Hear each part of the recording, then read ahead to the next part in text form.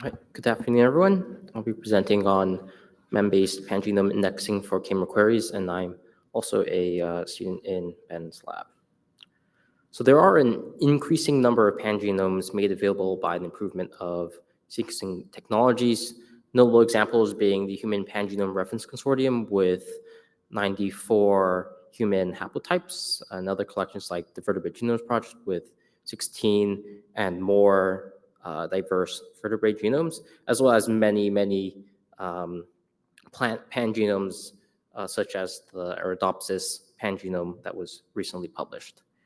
So k-mer methods are a expedient or compromise to using and studying these pangenomes. Some examples of uses from k-mers include k-mer GWAS, identifying single copy genes, as well as studying sequence conservation. So this plot here is a plot made with Pangenome looking at sequence conservation across a genomic region. Regions that are darker represent regions that are more conserved, and regions that are lighter represent regions that are less conserved. So such a plot are usually made from a pangenome k-mer index. This sort of index can be made from decomposing a pangenome into its set of k-mers and then storing that as a table. So this table here on the right has each column as a genome and each row as the presence-absence value of that k-mer in that genome. So such a k-mer index allows for two queries, one being a membership query. So given a sequence, give the per position, per genome, k-mer presence absence.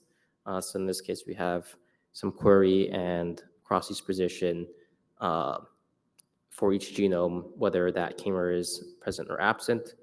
And the conservation query, which is the per position sum of the membership query.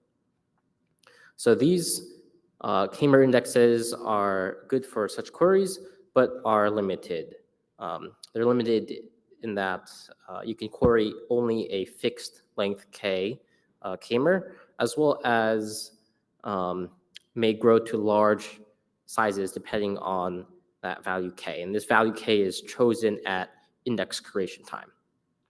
So I'll introduce Memo, a pangenome index for arbitrary length queries.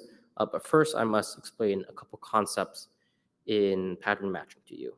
So one of which was briefly mentioned in Vikram's talk, are matching statistics or half maximal matches. So these matching statistics, or MSs, they're a longest exact match between a pattern and a text that cannot be extended to the right. So in this case, we have the example pattern as well as this text, and we can find these matching statistics or these lengths going from right to left. So we have a C, which is found in the text, and we represent that as a triangle with the length and height equal to that matched length, and so on. So AC is also found in the text. CAG is found in the text. CGAC, but once we extend to the right one more, ACGAC is no longer found, but ACG is, and so on.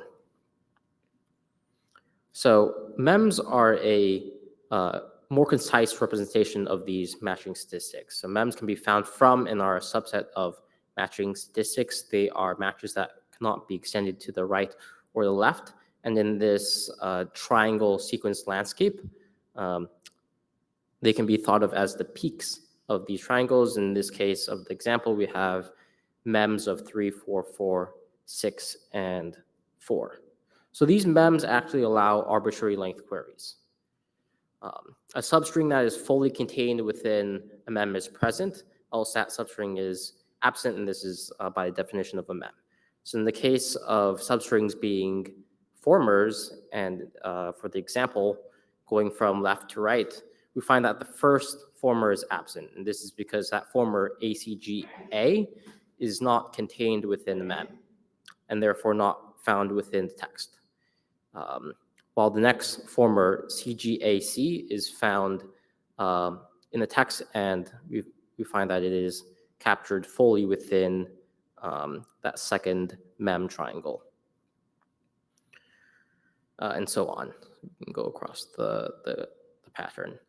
An equivalent query can be done on the overlaps between consecutive mems. So I have those pictured in gray. And that query is that a substring that is fully spanning an overlap mem is absent, else that substring is present. And what I mean by fully spanning is that that substring extends at least one to the left and the right of an overlap mem. So looking at formers, we get the same present absence values for those formers. And now moving from a single reference, we can make a pangenome mem index for membership queries across multiple genomes. So in this case, we have to choose an anchor genome, and we find matching statistics from that anchor genome to all other genomes of that pangenome. The R's being references. In this case, on the right, I visualize those mems as these colored triangles. Each color is a reference, and below those colors are just the mems found from the matching statistics. So we can query the mems of each genome independently, like so. And as such, we know that for this query, this is found in genomes 2 and 4 and not found in genomes 1 and 3. So we can actually make a more specific index for conservation queries.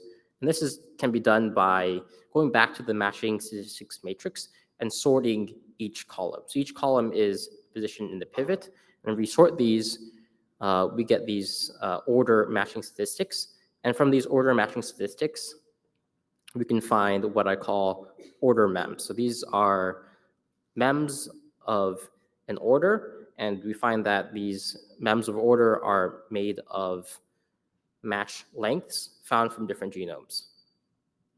And from such an index, we can query in a similar manner, but specific for the conservation query. So looking at the example here and querying the same interval, you go from higher order to lower order, and you check if that k-mer or substring is contained within an order mem. So we find that it is contained in order 1, in order 2, but not in order 3. So we know that in this case, this substring is found in 2 of the orders and 2 genomes. Notice that this allows for early stoppage, that once we find that a substring is no longer found in a order, then we also know that that substring will not be found in subsequent orders. So we don't have to check, in this case, order 4. And this sort of hierarchy also allows for another opportunity for reducing our index size. So in the case of our example, we can actually subsample orders for approximate counts. So we can subsample to orders 1 and 3, and we can perform the same query and find that this substring is in at least 1 genome, but no more than 3 genomes. And this is a small example here, but for pangenomes with a large number of genomes, such as HPRC, sampling into decile thresholds representing 10%, 20%, 30% of all the 94 haplotypes allows for great space savings in the index. So in practice, we take these triangles or these intervals, and we actually store the overlap mems for the membership query and the order overlap mems. We store the order overlap mems for the conservation query and the overlap mems for the membership query as genomic intervals in a bed file. So in this case, this example here, hypothetically chromosome 1, we get a interval start, interval stop, as well as a annotation column. So this annotation column can be the genome ID for membership or the order that interval is found in for the conservation index. And these bed files are columnarily compressed and indexed, and we find that this columnar compression provides much better compression ratios than traditional BGZip tabix indexing techniques for bed files. So how we do this is we take the bed file, we chunk that bed file into half gigabyte blocks, and then across each block, we columnarly compress each of the columns. And another method to reducing our index size is limiting our available k-mer query lengths. So our full index allows for any length k query, but let's say we're satisfied with some threshold and some limited range of k-mer query. We can, in the case of the MEMS themselves, discard MEMS less than the threshold, which restricts k-mer queries to a k greater than equal to that threshold. In this case of like a threshold of 4, we can discard majority of those MEMS and still be able to perform a FIMER query. But since in practice we store the overlaps between consecutive MEMS, we reverse the filtering, and so that we discard overlap MEMS greater than a threshold to restrict k-mer queries to a k less than or equal to t plus 2, that threshold plus 2. And that's because the query, we're able to query intervals such that it's fully spanning, so that interval plus 1 on each side. So in this case, with these overlaps, we can discard this threshold of 4 and still perform k-mer queries such as this former here. Now time for some results. Memo indexes are small. Across 89 human autosomal haplotypes from the HPRC collection, we find that our memo indexes are roughly 2 gigabytes. The equivalent k-mer indexes, such as Pangenome, which is a conservation-specific k-mer query, is roughly 10 times bigger, and equivalent indexes made using KMC for conservation membership are also much larger. So in this case, KMC for the membership query requires a KMC database for each genome in the collection, so is rather large. So part of this reduction, our small index sizes are, again, due to our columnar compression scheme. Looking at the intervals which are stored in the raw bed file, our Parquet ZSCD columnar compression scheme yields roughly 40x compression, while compression using the traditional technique gets roughly 10x compression.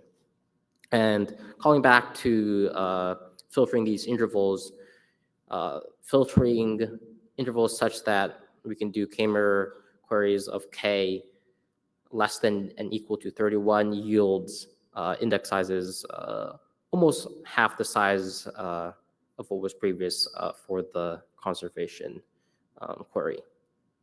So these memo queries are also pretty fast across the human leukocyte antigen locus, so at 3.75 million base pair region, so querying 31 MERS across that region. We find that our query for membership is roughly a minute, and the equivalent query on the set of KMC databases takes roughly an hour and a half. And looking at the conservation query for the same region, we can perform the query in 14 seconds, over 2 times faster than KMC3, as well as many times faster than Pangenome, which is specific to this sort of query. And going back to our decile index for HPRC, so this is sampling the HPRC at 10, 20, 30, and so on percent deciles. That index for the 89 haplotypes is less than a single gigabyte, and our query is even faster. So Memo scales quite well across these large pangenomes.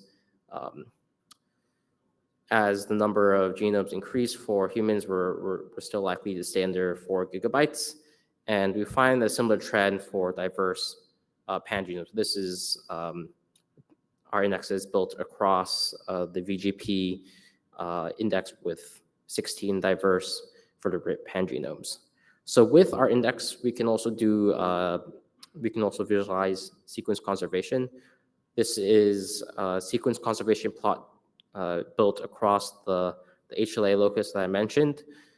Regions that are white represent regions that have a high proportion of 31-mers found across all 88 of the haplotypes, and this is anchored on TUT Satium 13. We find that this plot replicates the known SNP frequency of the HLA region, and zooming in on a more diverse portion of the HLA, we find that the decile plot replicates the image created from the full resolution, but again, with the index that is less than a single gigabyte. So inclusion memo allows for arbitrary length K membership conservation queries, whereas k-mer-based indexes such as PanKmer and KMC3 that choose a value K at index creation time, they can only query fixed K. Memo has a smaller index than these k-mer-based indexes with additional approaches to further reduce index size, such as interval filtering and order subsetting.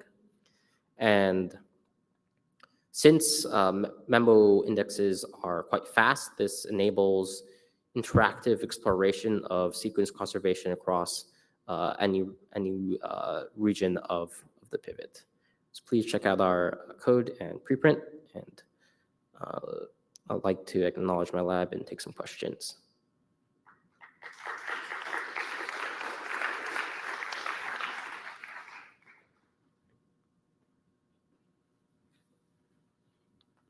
Hiya, thank you for the talk. I was wondering, are there any applications that require you to be able to index, let's say, MEMS of very small length, like length 3 or length 4 or anything like that? Or do you think by default, for real world applications, you should be setting a minimum K value for this index?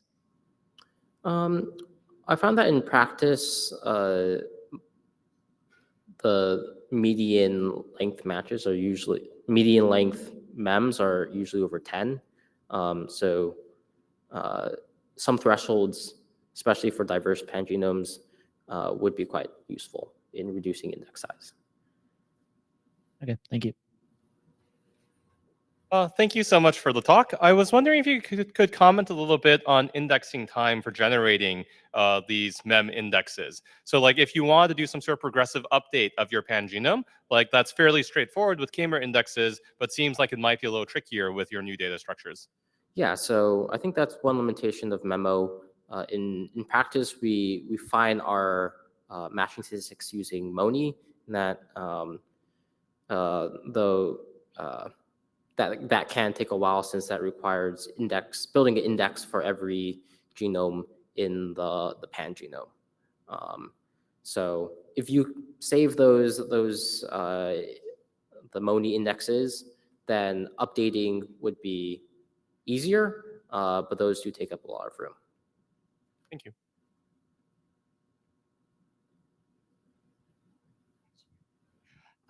So computing those triangles, that's actually a long-standing problem in data structures. I was wondering if you had done any reading on that and like noticed any sort of connections between that work.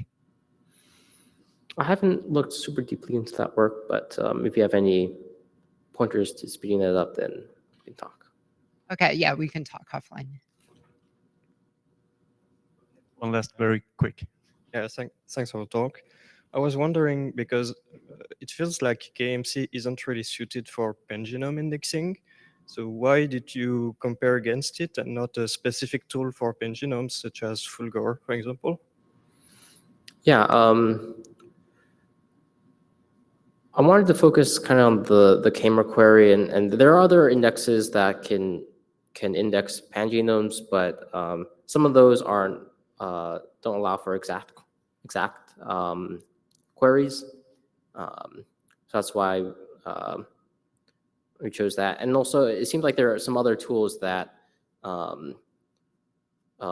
base their index off of KMC3. So we ended up using that directly. What I meant is that there are many colored indexes that you could use to query multiple genomes at once instead of storing individual indexes for each genome. So We did look at some of those, but those were larger than the KMC index themselves. okay, all right.